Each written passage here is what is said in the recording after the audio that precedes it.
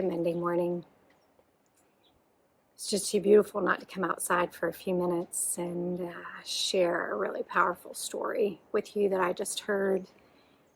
It's about Andrew Murray, the great pastor revivalist, and he was in, I can't remember if it was South Africa or Africa in general, but he left his church there to go to England for a little while to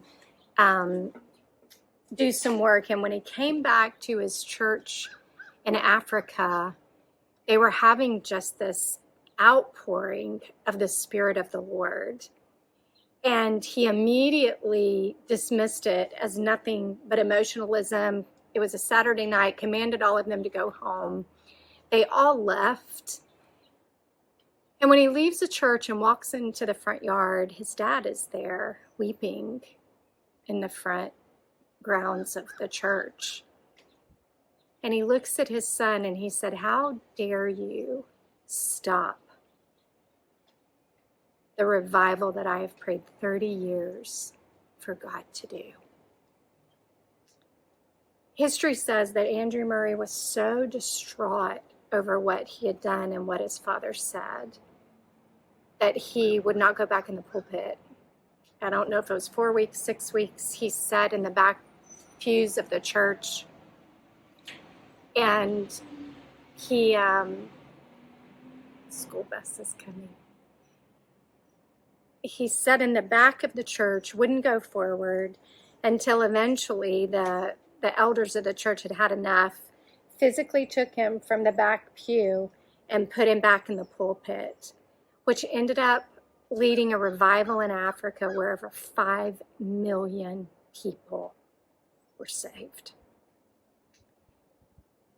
Friends, I know that often we want God to move inside of a certain structure in a certain way, but that is a really dangerous thing to do when we try to put the creator of the universe inside a box of our own denominational design, our own paradigm of the things that we've experienced or encountered.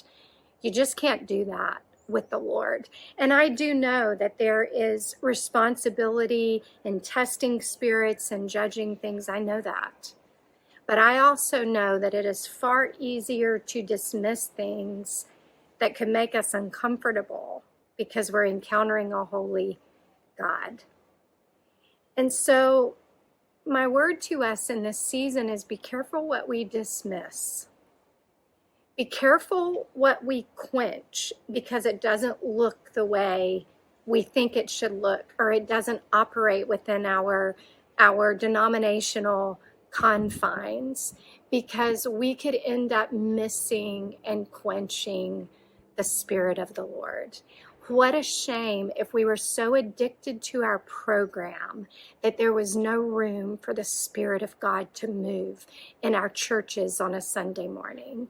You know, I was thinking in the car today on the way back from Bible study, I was thinking, how isn't it interesting how so many denominations are seeing this splitting, this severing? And I wonder if it's because God is really trying to undo our denominational paradigm and forcing us to realize that the only thing we should be identifying with is the fact that we are children of a living God. I know that there is a foundational doctrine that we all need, but I also know that we can make gods of our denomination, and that is a very dangerous place to live. If God is not moving in your denomination, then maybe it's time to get out of your denomination. I don't care if you've always been that your whole life. If God is not there, you do not want to stay. If God does not have the freedom to move, if the Holy Spirit does not have the freedom to disrupt if needed, because some of us need a disruption in our life, then it may be time to find a new church, a new denomination. So I don't know. I was just greatly moved by that Andrew Murray story today. I was convicted by it. I'm repentant because I do not want to miss what God is doing. I do not want to miss it. I love that moment in the Chronicles of Narnia where Susan's asking Mr. and Mrs. Beaver about Aslan, like, should she be afraid of him? And Mr. Beaver says, oh, Aslan is not safe, but he is good. I don't think we need a safe Holy Spirit, but we do have a good one. And I don't want to miss where he's moving.